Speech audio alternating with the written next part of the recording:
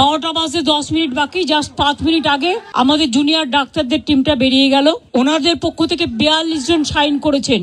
এখানে আপনারা দেখতে পাচ্ছেন মনোজ পন্ত আমাদের পক্ষ থেকে chief secretary, government of West বেঙ্গলের পক্ষ থেকে মিনিটসে সই করেছেন এবং ডাক্তারদের পক্ষ থেকে, জুনিয়র ডাক্তারদের পক্ষ থেকে 42 জনের প্রত্যেকেই তারা তাদের সিগনেচার করেছেন। এবং আমরা উভয় পক্ষই খুশি যে আমরা এতক্ষণ ধরে বিস্তারিত আলোচনা করতে পারলাম বলে। বড়দের সবসময় সৌজন্যটা একটু বেশি করতে হয়, তাই আমাদের বক্তব্য আমরা চেষ্টা করেছি ওদের গুরুত্ব দিয়েই করবার।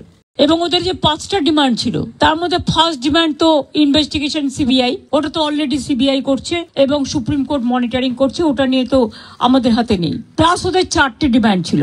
4টে ডিমান্ডের মধ্যে যেটা ছিল যে মেল ওরা আমাদের করেছে, একটা হচ্ছে 3টে নাম দিয়েছিল ফ্রম হেলথ ডিপার্টমেন্ট, একটা ডিএমই, একটা ডিএইচএস আর একটা হেলথের প্রিন্সিপাল সেক্রেটারি। আমরা ওদের বোঝালাম যে একসাথে যদি পুরো ঘরটা খালি করে দেওয়া যায় তাহলে অ্যাডমিনিস্ট্রেশনটা চলবে কি করে।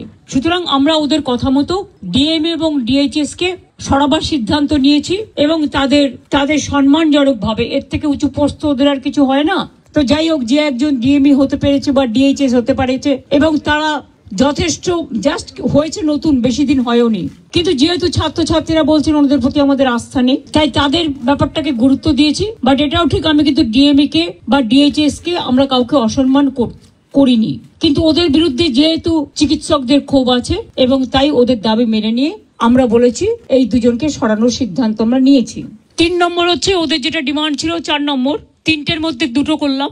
আর 4 নম্বর ডিমান্ড যেটা ছিল সিপি বিনীত গোয়েলকে সরিয়ে দেওয়ার জন্য।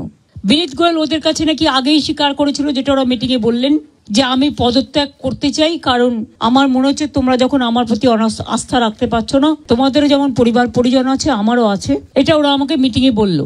এবং বলার পরে আমরা কথা বলি, নিজেদের মধ্যে সিদ্ধান্ত নিয়েছি আগামীকাল 4টের পর আমরা কলকাতা পুলিশ এ বদল আনবো এবং নতুন সিপিকে দায়িত্বভার বিনীত দেবেন যতক্ষণ পর্যন্ত কোর্ট কেসটা কাল কমপ্লিট না হচ্ছে। 4টের পর আমরা টাইম দিয়েছি। সেক্ষেত্রে নতুন সিপি এবং আরো কিছু পুলিশের রদবদল হবে। আমরা এটাও বলেছি, দেখো পুলিশ আমাদের ফোর্স এবং তারা সারাক্ষণ কাজ করেন, তাদের দিকটাও আমাদের দেখা উচিত থেকেই। যেহেতু ওই দিন সিপি পৌঁছাবার আগে নর্থের ডিসি পৌঁছেছিলেন আগে এবং 14 তারিখে ঘটনাটা ঘটেছিল এবং ওরা অভিযোগ করেছিল, যার জন্য নর্থের ডিসিকেও সরিয়ে দেওয়ার সিদ্ধান্ত হয়েছে।